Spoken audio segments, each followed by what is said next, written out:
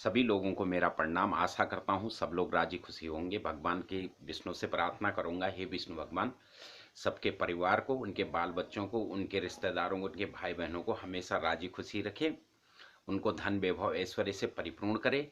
इसी कामना के साथ मैं आशा करता हूँ कि आप मेरे चैनल को सब्सक्राइब जरूर कर देंगे। तो दोस्तों, आज हम बात करेंगे हनुमान जी के बारे में और ब्रह्मचर्य के बारे में और मकर ध्वज के बारे में। मेरे कई दोस्तों ने, मैंने मकर ध्वज से संबंधित एक वीडियो डाला था, मगर कुछ लोगों की समझ में वो कम आया और कुछ लोगों ने मेरे से पूछा है कि आप ब्रह्मचर्य के बारे में और बताएं जी, क्योंकि मैंने ब्रह्मचर्य के बारे में एक वीडियो पहले भी डाली थी। ब्रह्मचर्य ब्रह्मचर्य हमारी 14 विद्याओं में से एक विद्या है। जो 14वें नंबर की विद्या है वो ब्रह्मचर्य के ऊपर है। ब्रह्मचर्य क्या होता है? जो इसका पूरा अर्थ है वो ब्रह्मा रचित चक्र में रहना, यानी कि ब्रह्मा के रचे हुए चक्र में रहना, उसको ब्रह्मचर्य कहते हैं। ब्रह्मचर्य का मतलब कई लोगों ने कुछ अलग निकाल दिया कि जी लड़कियों से बातें नहीं करनी चाहिए, जी लड़कियों से संबंध नहीं बनाना चाहिए, जी ऐसा नहीं करना चाहिए, जी ऐसा नहीं करना चाहिए। मगर ब्रह्मचर्य का जो असली अर्थ है वो ब्रह्मा के रचाए हुए चक्र के अंदर ही रहना है, यानी उस चक्र से बाहर नहीं जाना है। उस चक्र से बाहर क्या क्या है जो मनुष्यों ने आविष्कार किया, जो हम लोगों ने आविष्कार किया, जो अस्तित्व के द्रव्य के अलावा है। हमने क्या क्या आविष्कार किए? अग्नि का आविष्कार किया, खाना बनाने का आविष्कार किया कि रोटी पका के खानी चाहिए, कच्ची नहीं खानी चाहिए जी। जी सब्जी पका के खानी चाहिए, कच्ची नहीं खानी चाहिए जी। जी पानी सर्दी है तो गर्मी गर्म करके पीना चाहिए जी, गर्म पानी से नहाना चाहिए। ये ब्रह्म रचित संसार में, ब्रह्म रचित चक्र के अंदर नहीं आता है। ये मनुष्य के, हमारे और आपके बनाए हुए नियम हैं। उन नियमों को अगर हम दरकिनार कर देते हैं तो हमें जो प्रकृति पका के देती है, जैसे फल पका के देती है प्रकृति, कई चीजें पका के देती है, उसमें से कुछ जड़ी बूटियां तो ऐसी हैं कि जो आपकी 1 सेकंड में भूख खत्म कर सकती है। हमारे यहाँ एक भिटोली नाम की जड़ होती है, अगर उसको एक जड़ को आपने खा लिया तो आपके पूरे दिन का भोजन के बराबर हो जाता है। तो दोस्तों, हनुमान जी हनुमान जी मैंने पहले भी बताया कि जो मत्स्य अवतार के समय सप्त ऋषि थे, उनमें से एक ऋषि की आत्मा थी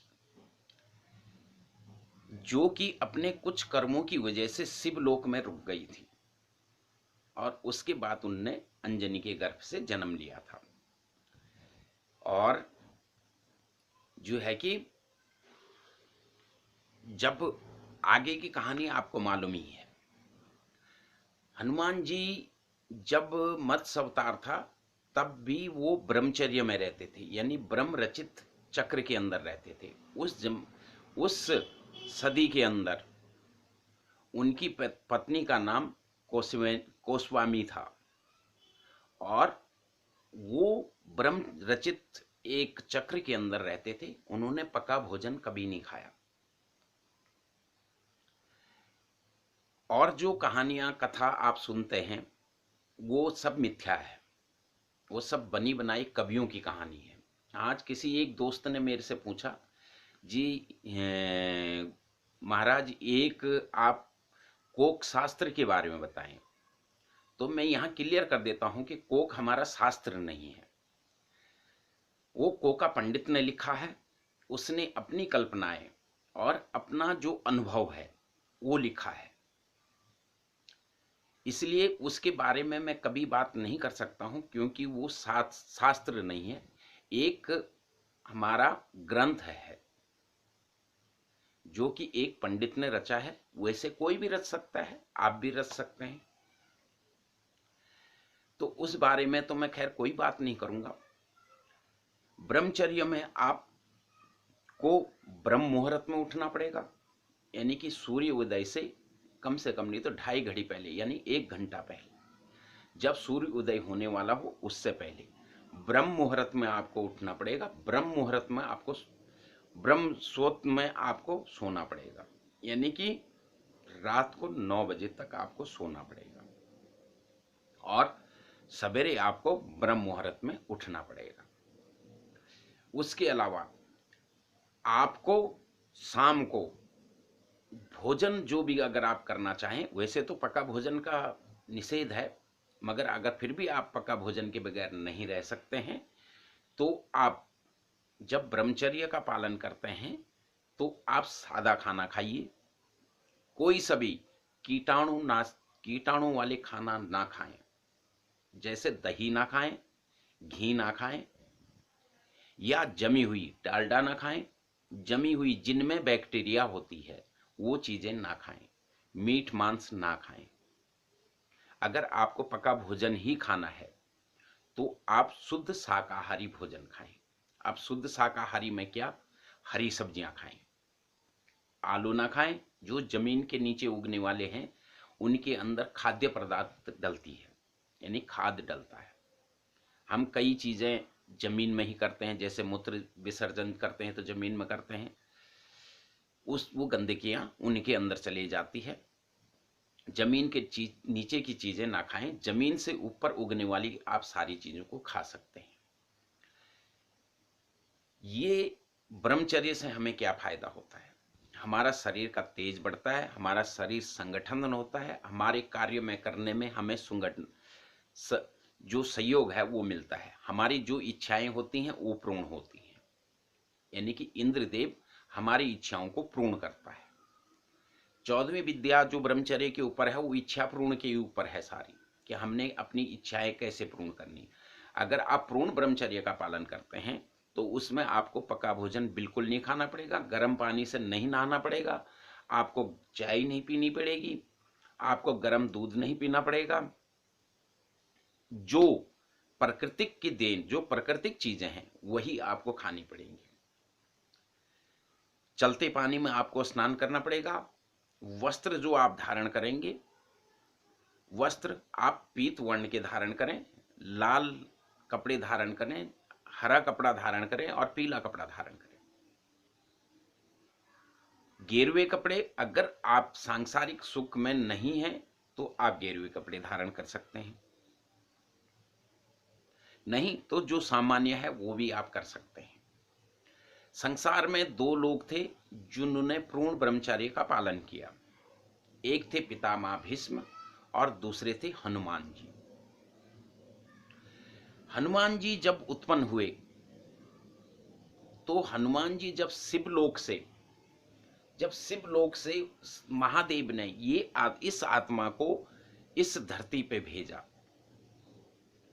यानी कि मानव लोक में जब भेजा तो उन्होंने उस मानव लोक में इसलिए भेजे गए ताकि वो विष्णु भगवान का जो राम अवतार है उनकी मदद कर सके, उनकी सेवा कर सके,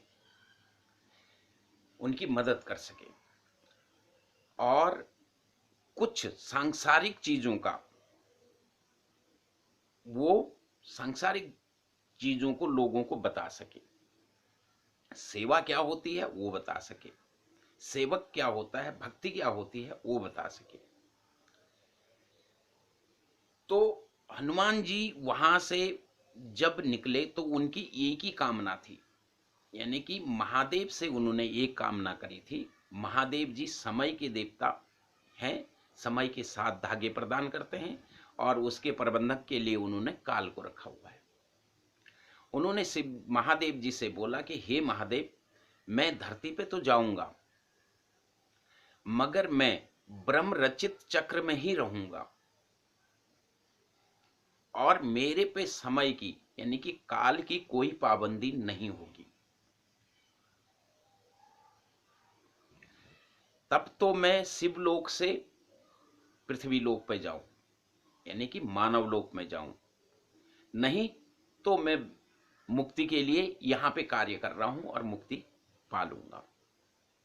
तो महादेव ने बोला कि हे हनुमान, आप मृत्यु लोक में जाइए, मैं आपको अपना अपना एक अंश देता हूं, यानी कि एक अंश देता हूं। अंश क्या दिया? उन्होंने बोला कि मैं आपको अपना एक अंश देता हूं, उस अंश के द्वारा आप उत्पन्न होंगे और आगे तुम हनुमान के नाम से पूरे संसार में पूजे जाओगे, चारों युगों में तुम्हारा नाम होगा। केसरी जो था, हनुमान जी के जो पिता थे केसरी, केसरी जो महादेव थे, उनके काल के अंशों में से एक अंश था। उसी अंश से हनुमान जी उत्पन्न हुए और हनुमान जी पूर्ण जीवन ब्रह्म चक्र में ही रही, ब्रह्म रचित चक्र में ही रही। उन्होंने कोई भी ऐसा कार्य नहीं किया जो ब्रह्म रचित चक्र के विरुद्ध हो। हनुमान जी ही पूरे सृष्टि में एक ऐसे ही मृत्युलोक में और ब्रह्मलोक में, शिवलोक में, विष्णुलोक में एक ऐसी आत्मा थी जिनको की 8 सिद्धियां थी, 9 निधियां थी, 14 विद्याओं का ज्ञान था, 52 वीरों का ज्ञान था, 64 योगिनियों का ज्ञान था, 4 वेदों का ज्ञान था, 8 शास्त्रों का ज्ञान था। उसके अलावा पूरे ब्रह्मांड के अंदर कोई भी नहीं है जिसको इतना ज्ञान है जितना हनुमान जी को ज्ञान था। हनुमान जी पे कई लोगों ने ये मेरे से टिप्पणी करी है कि जी हनुमान जी, जैसे आपने बताया कि मकर ध्वज हनुमान जी का पुत्र नहीं है, उनका क्या संबंध है, मैंने बताया। वैसे ही आज मैं आपको कुछ और रहस्य खोलता हूं। हनुमान जी जब लंका को जा रहे थे, यहां पर कई लोग बोलते हैं कि हनुमान जी को श्राप था कि वो अपना बल भूल जाएंगे, मगर नहीं। मैंने पहले ही बताया कि ना श्राप कुछ होता है ना वरदान कुछ होता है। हनुमान जी को पूर्ण याद था और सब कुछ याद था। हनुमान जी, मैंने बताया कि वो अष्ट सिद्धियों की दाता थे, तो इसलिए उनको कोई श्राप कैसे लग सकता है? 9 निधियों के दाता थे, उनको श्राप कैसे लगेगा? जिस भी इंसान के अंदर 14 विद्याएं और 8 सिद्धियां मिल जाती हैं, उसको ना कोई वरदान लग सकता है ना ही कोई श्राप लग सकता है।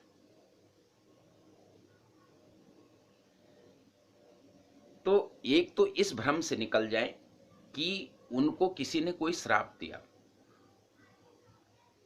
हवा को कोई नहीं पकड़ सकता है।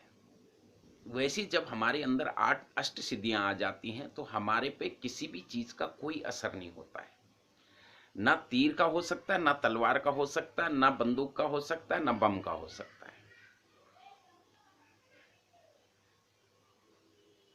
अब जब हनुमान जी लंका जा रहे थे तो हनुमान जी, मैं पहले ही बता चुका हूं कि हनुमान जी बानर जात के मनुष्य थे, ना कि बानर थे। जब लंका जा रहे थे तो लंका पहुंचने के बाद उन्होंने लंका में जाकर के दोनों शरीर धारण करे थे, सूक्ष्मय भी और पर्वताकार भी। लंका जब पहुंचे तो उन्होंने देखा कि पूरी लंका में असुर ही असुर हैं। असुरों की बातें मैं पहले भी बता चुका हूं कि कैसे असुर कहां होते हैं और कैसे आते हैं। सिर्फ एक विभीषण जो असुरों के बस में नहीं था, दूसरी सीता माता जो असुरों के बस में नहीं थी। सीता माता किस लिए लंका गई थी ये भी आने वाले अध्याय जब आएंगे तो मैं आपको तब बता दूंगा, और विभीषण लंका में क्यों बसा था ये भी आने वाला अध्याय जब आएगा तो मैं बता दूंगा। तब तक के लिए आगे हम चलते हैं मकर ध्वज पे। मकर ध्वज जो था वो हनुमान जी की संतान नहीं थी। कई लोगों की ऐसी व्याख्या है कि हनुमान जी जब लंका में आग लगा करके जी समुद्र में पूंछ बुझाने गए तो उनके पसीने से मकर ध्वज पैदा हुआ। मगर मैं आपको बता देता हूं कि हनुमान जी पूर्ण ब्रह्मचर्य थे, यानी कि ब्रह्मा के रचाए हुए चक्र में ही रहने वाले थे, ब्रह्म रचित चक्र के अंदर ही रहने वाले थे। इसलिए ब्रह्मा ने या तीनों देवों ने मिलकर पूरी सृष्टि का एक निर्माण किया है। निर्माण क्या किया है कि बगैर गर्भ का और बगैर आदमी या औरत के संबंध के बगैर कोई भी संतान उत्पन्न नहीं हो सकती है। उसके लिए आदमी का वीर्य और औरत का रज मिलना जरूरी है। यानी कि जो हमारा इंद्रदेव जो जीवन रक्षित जीवन उत्पत्ति द्रव्य जो देते हैं वो जरूरी होता है, और समय के धागे काल जो माँ के अंदर रह करके देता है वो जरूरी होता है। उसके पहले कोई भी जीवन शुरू नहीं हो सकता है। जिनके एक हाथ हो या हजारों हाथ हो, जिनका एक पैर हो या हजारों पैर हो, जो बगैर पैर और बगैर हाथ के जीव होते हैं वो पैदा हो सकते हैं। अब मैं आपको फिर से यहां पे दोहराना चाहता हूं कि हम जब किसी दूसरे लोक में जाते हैं, माना हमें यहां से स्वर्ग लोक में जाना है, तो हम इस शरीर के साथ नहीं जा सकते हैं। ये सबने ही सुना होगा। हमें पाताल में जाना होता तो हम इस शरीर के साथ नहीं जा सकते हैं। हमें क्या करना पड़ेगा, हमें शरीर बदलना पड़ेगा। और शरीर कैसे बदला जाएगा वो आने वाली जब मैं विद्याएं सिखाऊंगा आपको तो आपको पता लग जाएगा। हम अपनी इस शरीर की आत्मा को निकाल करके दूसरे शरीर में डाल देते हैं। अगर हमें मछली के जीवन का आनंद लेना है तो हम कितनी देर पानी में रह सकते हैं? घंटा, 2 घंटा, आधा घंटा। अष्ट सिद्धियों वाला 24 घंटे रह सकता है। मगर मछली के जीवन का आनंद हमें तब भी नहीं मिलेगा। उसके लिए हमें क्या करना पड़ेगा, मछली के शरीर को ही धारण करना पड़ेगा, तभी हम मछली के जीवन का आनंद ले सकते हैं। संसार जैसे हमको दिखता है वैसा नहीं है, क्योंकि कई नजरिए से, कई लोगों की नजर से अलग है, कई पशु पक्षियों की नजर से अलग है। जहां हमको हरा दिखता है, हो सकता है उनको कुछ और दिखता हो। जब आप उस जीव के शरीर में प्रवेश करेंगे तब आपको वो चीज दिखेगी। जैसे हमें हवा लेने में बड़ा आनंद आता है, हम जल में जाएंगे तो डूब जाएंगे, मगर मछली अगर हवा में आ गई तो वो मर जाएगी। तो हनुमान जी जब पाताल लोक का राजा था मही, उसका नाम था मही। बहुत से लोग अहिरावण बोलते हैं, मगर अहिरावण नहीं था। मही जो था वो पाताल का राजा था। तो रावण ने ये विद्या जो सीखी थी वो अपने गुरु शुक्लाचार्य से सीखी थी। आगे जब आपको लंका से संबंधित चीजों को जब मैं बताऊंगा तो आपको सामने आ जाएगा कि कैसे शुक्लाचार्य ने रावण को सिखाया था। तो रावण क्या करता था, अपने आत्मा को निकाल करके मही के शरीर में डाल देता था और क्या बन जाता था, मही रावण। तो जी रावण ने क्या किया कि मही के शरीर में घुसा और भूलोक में आया, मनुष्य लोक में। और यहां जहां रामचंद्र जी और लक्ष्मण जी सोए हुए थे, उनकी आत्मा को एक की मूर्ति के अंदर कैद किया, क्योंकि बगैर शरीर का आप किसी की भी आत्मा को नहीं ले जा सकते हैं। आत्मा पकड़ी नहीं जाती है और ना ही उसको कैद किया जा सकता है। जो भी आजकल जादू टोना या ये चीजें आत्मा से संबंधित लोग बोलते हैं कि हमने आत्मा को पकड़ लिया, ये कर दिया, वो कर दिया, ये सिर्फ भ्रम है। आत्मा को कोई नहीं पकड़ सकता है। आत्मा को कोई दीवार नहीं बंद कर सकती है, कोई डिब्बा नहीं बंद कर सकता है, चाहे वो लोहे का हो, चाहे टीन का हो, चाहे किसी भी चीज का हो, चाहे वो मांत्रिक हो, चाहे यांत्रिक हो, चाहे तांत्रिक हो। क्योंकि हमारी आत्मा को 14 विद्याओं का ज्ञान हो जाता है। जब हमारी आत्मा इस शरीर से निकलती है तो उसको 14 विद्याओं का ज्ञान वैसे ही हो जाता है। हम कई विद्याएं ऐसे होते हैं जो मृत लोगों को जगा करके तब सीखते हैं, यानी कि उनकी आत्माओं से सीखते हैं। क्योंकि इस शरीर से निकलते ही आत्मा को 14 विद्याओं का ज्ञान ऑटोमेटिक ही हो जाता है। तो मही ने क्या किया, मही रावण ने क्या किया कि गुड्डा के अंदर जो गुड़ियाएं बनाई थी उसके अंदर उनकी आत्माओं को डाल करके पाताल में ले गया। अब पूरी सेना में हाहाकार मच गया। तो सिर्फ पूरी बानर सेना के अंदर, मैंने पहले भी बताया और अब भी बता रहा हूं कि रामचंद्र से लेकर के और कोई भी उस समय त्रेता युग के अंदर कोई भी ऐसा जीव नहीं था जो पाताल लोक में जा सके। सिर्फ कुछ ही लोग थे जिन्होंने ये विद्याएं सीखी थी। तो हनुमान जी उनमें से एक थे।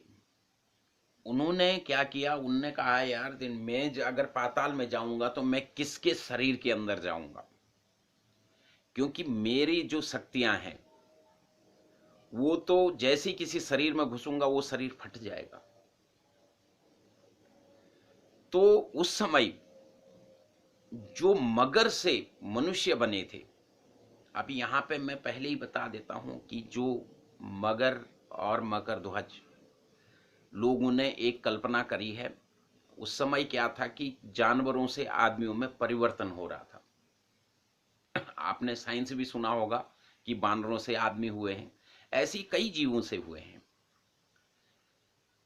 क्योंकि उस समय पका हुआ भोजन नहीं खाते थे तो मृत्यु जल्दी नहीं होती थी। हम जब से पका भोजन खाना शुरू कर दिया हमने, हमारी मृत्यु उतनी जल्दी होगी। तो जब उन्होंने कल देखा कि पाताल लोक में सिर्फ मगर जो है वही मेरे शरीर की शक्ति को धारण कर सकता है, मेरी आत्मा की शक्ति को धारण कर सकता है। वो मगर उस समय, जब मगर से मनुष्य में परिवर्तन होता है तो करोड़ों साल लग जाते हैं। तो उन्होंने क्या किया कि अपनी आत्मा से मगर की आत्मा से वार्तालाप किया और मगर की आत्मा को बोला कि हे आत्मा, तुम कुछ देर के लिए, कुछ समय के लिए इस शरीर को छोड़ दो, क्योंकि मैं इस शरीर को कुछ समय के लिए धारण करूंगा और मेरे को विष्णु भगवान के अवतार श्री रामचंद्र जी हैं, उनकी मदद करनी है। तो मगर की आत्मा ने बोला, आगे इस मगर की कहानी जब आएगी तो आपके सामने आएगा कि ये मगर कौन था। मगर ने बोला कि प्रभु, इसमें आज्ञा की क्या आवश्यकता है, आप बिल्कुल धारण कर सकते हैं। तो हनुमान जी ने यहां से अपनी आत्मा निकाली और मगर के अंदर प्रवेश कर गए। अब शरीर मगर का और आत्मा हनुमान जी की। उसी मगर का पुत्र था मकरध्वज। तो मगरी को उतना ज्ञान नहीं था, न मकरध्वज को ज्ञान था। तो वो तो क्या समझेंगे कि ये मेरे ही पिताजी हैं। मकरी समझेगी कि ये मेरा ही पति है, क्योंकि वो उस आत्मा को नहीं देख सकते हैं, शरीर को देख सकते हैं। जिस कारण मकरध्वज उनको अपना पिता समझ बैठा था। तब हनुमान जी ने बोला कि हे मगरी, मैं तुम्हारा पति नहीं हूं, मैं हनुमान हूं, शरीर तुम्हारे पति का है, मगर इसके अंदर मैं विराजमान हूं, और मैं किसी विशेष कार्य से यहां आया हूं, और मेरे को वो कार्य करने के पश्चात मैं इस शरीर से निकल जाऊंगा और आपका पति पुनः इस शरीर में प्रवेश कर जाएंगे। जब मगरी ने ये बात सुनी और मकरध्वज ने ये बात सुनी, तो उनको ऐसा लगा कि नहीं, इस जो हनुमान है, इन्होंने इसके शरीर की चोरी कर ली है। तब हनुमान जी ने उनको बड़े प्रेम से समझाया कि नहीं, ऐसा नहीं है, मेरे को अपने स्वामी को बचाने जाना है, जो कि मही रावण की कैद में है, उनकी आत्माएं मही रावण की कैद में है। तो मकरध्वज बोला कि पिताजी, मैं आपको, मेरे को मही रावण की आज्ञा नहीं है कि मैं आपको अंदर जाने दूं। उसके लिए या तो आपको मेरे को युद्ध में परास्त कर हराना पड़ेगा, तब मेरे को आप बांध दीजिए, उसके बाद आप अंदर जा सकते हैं, या फिर आप यहां से लौट जाइए। तो शरीर तो मकर का था, मगर आत्मा तो हनुमान की थी। हनुमान के बराबर बलशाली पूरी सृष्टि में कोई नहीं है, जिन्होंने कि पृथ्वी से कई गुने बड़े सूर्य को निगल दिया था। यानी कि पृथ्वी सूर्य के सामने छोटी सी है। जब इतने बड़े सूर्य को वो निगल गए थे, तो उनके लिए मकरध्वज, जो मकरध्वज था, वो क्या चीज थी। उन्होंने एक गद्दे की मारी, बालक समझकर हल्के मारा, और वो गिर गया। गिरने के बाद उन्होंने उसको बांधा। बांधने के बाद तब वो मही रावण के दरबार अंदर गए, जहां मही रावण ने रामचंद्र और श्री लक्ष्मण जी को कैद कर रखा था। अब यहाँ पे कई लोगों का ये मानना है कि नहीं जी, वो काली माता को उनको भेंट दे रहे थे, मगर ऐसा नहीं है। तब हनुमान जी का मही रावण से युद्ध हुआ। युद्ध में उनको हराने के बाद, जैसे ही मही रावण हारने वाला था, रावण ने उसका शरीर छोड़ करके श्रीलंका आ गया, और इधर हनुमान जी जो है, रामचंद्र और लक्ष्मण जी को लेकर के वापस फिर श्रीलंका आ गए। यहाँ ये पूर्ण होता है। और अगर किसी को भ्रम है इसमें, तो मैं साइंस से संबंधित चीजें भी आपको बता देता हूं कि साइंस के बगैर, वीर्य के बगैर किसी की संतान उत्पन्न नहीं हो सकती है, चाहे वो किसी का भी है। दूसरा, अगर आपकी इच्छा पूर्ण करने में कोई दिक्कत आ रही है, कोई परेशानी आ रही है, आपकी नौकरी नहीं लग रही है, आपको धन दौलत नहीं मिल रही है, आपको विद्या बुद्धि नहीं मिल रही है, आपका स्वास्थ्य ठीक नहीं रह रहा है, तो आप कुछ दिन ब्रह्म रचित चक्र में रहें, यानी कि ब्रह्मचर्य का पालन करें। आप पका हुआ भोजन ना खाएं, नमक ना खाएं, मिर्ची ना खाएं, कोई भी मसाला ना खाएं, ड्राई फ्रूट ना खाएं। आप शुद्ध शाकाहारी भोजन करें, और भगवान विष्णु और लक्ष्मी सहित तीनों देवियों को याद करें। भगवान विष्णु से प्रार्थना करें, हे विष्णु भगवान, आप लक्ष्मी के साथ,